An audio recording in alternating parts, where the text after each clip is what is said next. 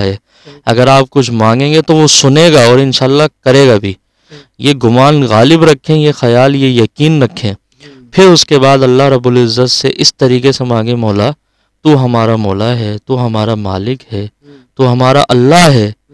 ہم تیرے علاوہ کس کے آگے ہاتھ پھیلائیں؟ کس سے مانگیں گے ہم؟ کون ہے جو ہمیں دے گا؟ تو ہمارا خدا ہے، ہم تیرے بندے ہیں، تو ہی ہمیں یہ چیز عطا فرما دے، ہمارا یہ کام کر دے، ہمارا فلاں کام کر دے. تو انشاءاللہ اللہ تبارک و تعالیٰ کی ذات سے قوی امید ہے کہ اللہ تبارک و تعالیٰ وہ کام لازمی کرے گا. دیر سے نہ گھبرائیں. اگر جیسے آپ نے کچھ اللہ سے طلب کیا ہے اور اس کو 1 2 4 دن ہفتہ اوپر ہو گئے ہیں، تھوڑا ڈیلے ہو رہا ہے، تو اس سے نہ گھبرائیں. روزانہ آپ اس سے مانگیں، اس طریقے سے مانگیں. ایک وقت آئے گا اللہ رب العزت کو آپ پر پیار آئے گا، محبت آئے گا، اور اللہ تبارک و تعالیٰ آپ کا وہ کام انشاءاللہ کر دے گا. تو یہ اللہ رب العزت سے مانگنے کا طریقہ ہے دوستو. اور اللہ رب العزت جب کبھی کسی کام میں دیر کرتا ہے اور وہ چیز عطا نہیں ہوتی ہے تو اس کی وجہ یہ نہیں ہے کہ اللہ تبارک و تعالیٰ آپ کی سن نہیں رہا، بلکہ بعض روایات میں آتا ہے کہ ایسا بھی ہوتا ہے کہ اللہ تبارک و تعالیٰ کو آپ کا مانگنا، آپ کا طلب کرنا اچھا لگ رہا ہوتا ہے. آپ جس معصومیت سے اس سے مانگ رہے ہیں، جن الفاظوں سے آپ اس سے طلب کر رہے ہیں، وہ اللہ رب العزت پسند فرما رہا ہوتا ہے اور خوش ہو رہا ہوتا ہے اور کہہ رہا ہوتا ہے فرشتوں سے، دیکھو میرا بندہ مجھ سے طلب کر رہا ہے. اور اللہ رب العزت کو خوشی ہوتی ہے، تو اس لیے تھوڑی دیر لگاتا ہے، کیونکہ وہ آپ کے الفاظ، وہ آپ کا انداز، وہ آپ کی معصومیت بار بار دیکھنا چاہتا ہے. جب آپ کی معصومیت، آپ کے انداز پر اس کو مزید محبت اور پیار آتا ہے تو اللہ تبارک و تعالیٰ وہ شے، وہ چیز آپ کو عطا فرما دیتا ہے اور وہ کام آپ کے لیے آسان ہو جاتا ہے. تو اللہ تبارک و تعالیٰ تو دیکھیں ہر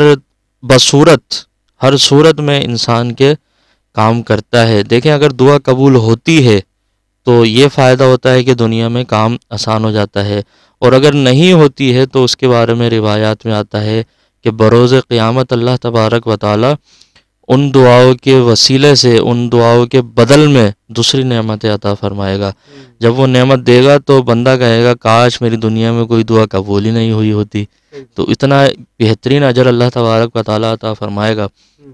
تو اللہ رب العزت کی رحمت سے مایوس نہ ہوا جائے. دیکھیں وسوسے آنا انسان کی فطرت آتے ہیں، ٹھیک ہے. ڈپریشن ہونا یہ بھی انسان کی ذات کے اندر ہوتا ہے، انزائٹی یہ بھی انسان کی ذات میں ہے، اور کیا نام ہے، مایوس ہونا یہ بھی انسان کی ذات میں ہے.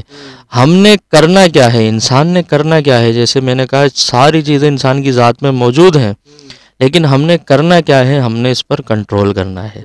کنٹرول کرنے کے طریقے ہوتے ہیں، جیسے میں نے شروع میں عرض کیا، اللہ کا ذکر کریں اور درود پاک کی کثرت کریں. انشاءاللہ وسوسے نہیں آئیں گے.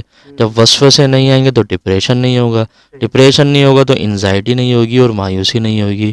معاملات آسان ہونا شروع ہو جائیں گے. اور نماز کی خاص طور پر پابندی رکھیں. نماز تو دیکھیں اہم ہے، دین کا رکن ہے، دین کا ستون ہے نماز. اور نماز میرے پیارے آقا علیہ الصلوۃ والسلام کی آنکھوں کی ٹھنڈک بھی ہے. تو نماز کی لازمی طور پر پابندی کریں، کیونکہ دیکھیں کوئی بھی عمل ہو، کوئی بھی وظیفہ ہو، وہ نماز کے ساتھ پھر زیادہ پر اثر ہوتا ہے. اگر نماز نہ پڑھی جائے اور وہ عمل کیا جائے تو عمل کا اثر تو ہوتا ہے لیکن کم ہو جاتا ہے، کیونکہ ظاہر انسان نماز نہیں پڑھتا ہے. تو جب نماز نہیں پڑھے گا تو گناہ گار ہوگا، حرام کام کرے گا. نماز چھوڑنا گناہ ہے، حرام ہے. جب وہ حرام کام کرے گا تو اس کا گناہ تو ملے گا نا. جب گناہ ملے گا اور پھر انسان یہ بھی شکوہ کرے کہ میرا کام نہیں چل رہا، میں پریشان ہوں، ایک تو گناہ کر رہا ہے، اللہ رب العزت کے خلاف جا رہا ہے، پھر شکوہ بھی کر رہا ہے. تو اس سے بہتر ہے کہ نماز پڑھی جائے، پابندی کی جائے، احکامات کو سمجھا جائے اور اس کی پابندی کی جائے، پھر اللہ رب العزت سے طلب کیا جائے.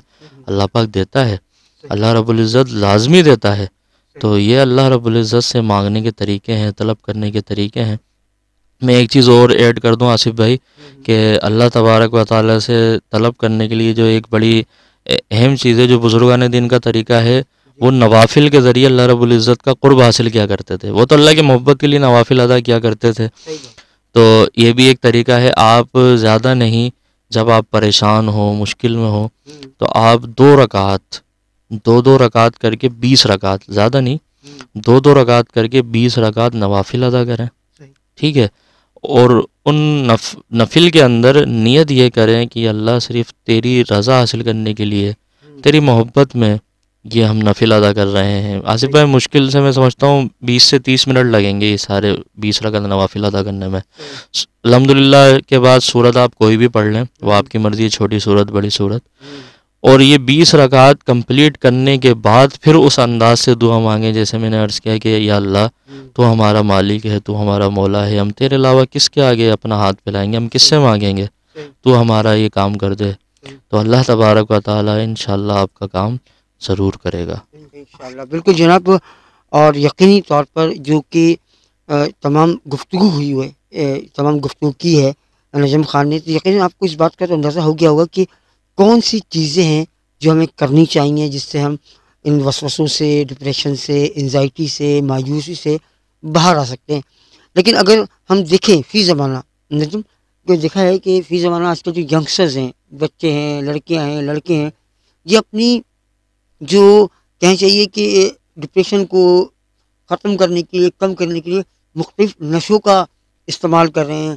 خدا نخواستہ شراب نوشی کرنا، آئس کا استعمال کرنا، ہیروئن پینا یا کچھ اور طرح کے نشے کرنا۔ اس کے بعد ایک اور چیز بھی ہے کہ لوگ خودکشیوں کی طرف چلے جاتے ہیں۔ تو اس کے لیے کیا کہیں گے آپ؟ کیا یہ صحیح ہے؟ ایسا تو نہیں ہے کہ یہ پریشان ہوگا تو وہ خودکشی کر لے، جو کہ ہمارے دین میں اس کا قطعی طور پہ کہا گیا ہے کہ خودکشی کرنا حرام ہے۔ کیا کہیں گے؟ جی، یہ بہت اچھا آپ نے ایک نقطہ اٹھایا ہے اور ایک اچھا سوال کیا ہے کہ ایسا بالکل ہو رہا ہے ہمارے معاشرے میں، اور نوجوان نسل غلط معاملات کی طرف جا رہی ہے، جس کی وجہ سے جو ہے وہ ان کے گھر والے بھی پریشان رہتے ہیں اور رشتہ دار اور دوست احباب بھی افسردہ رہتے ہیں کہ یہ ہمارے بچے اس طرف نکل چکے ہیں۔ دیکھیں آصف بھائی، ہمارا جو موضوع ہے وہ ہے ڈپریشن، انزائٹی اور مایوسی، ٹھیک ہے؟ اب ڈپریشن سے بچنے کے لیے، مایوسی، انزائٹی سے بچنے کے لیے اگر آپ چرس، افیم، شراب اور آئس اور جو بھی دیگر نشے ہیں، فلاں فلاں، مجھے تو خیر اتنے نام بھی نہیں آتے، جو بھی نشے ہیں اس کی طرف اگر آپ جاتے ہیں تو ان نشوں کا جو رزلٹ ہے وہ بھی ڈپریشن ہے، وہ بھی مایوسی ہے، وہ بھی انزائٹی ہے۔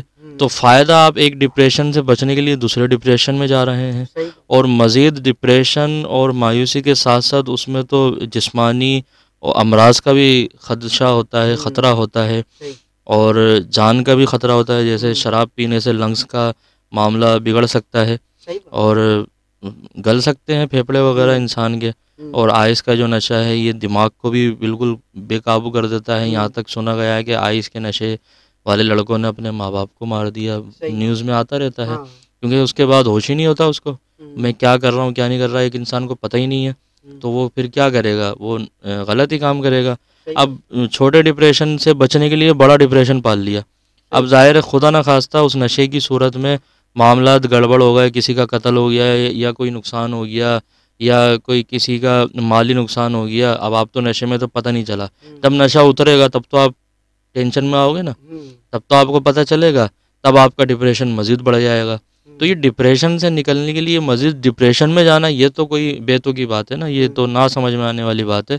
تو یہ لوگوں نے ایک بہانہ بنایا ہوا ہے، یار ہمیں ڈپریشن سے نکلنے کے لیے ہم شراب پیتے ہیں، ہم پیتے نہیں ہیں تو ہمیں سکون نہیں ملتا، اور یہ سارے بہانے، بھائی شراب پینا لازمی ہے، آپ شراب پینے کے بجائے کوئی ڈاکٹر کو دکھا کر میڈیسن لکھوا لو، اس ٹائم پر ڈپریشن دور کرنے کے لیے، اپنی انزائٹی دور کرنے کے لیے آپ کوئی گولی وولی ٹیبلٹ کھا لو، جس کی وجہ سے وہ چیز آپ کی دور ہو جائے، اور آپ نماز پڑھو، اللہ کا ذکر کرو، درود پاک پڑھو، ضرورت ہی نہیں پڑے گی کسی شراب، کسی چرس، کسی آئس کی۔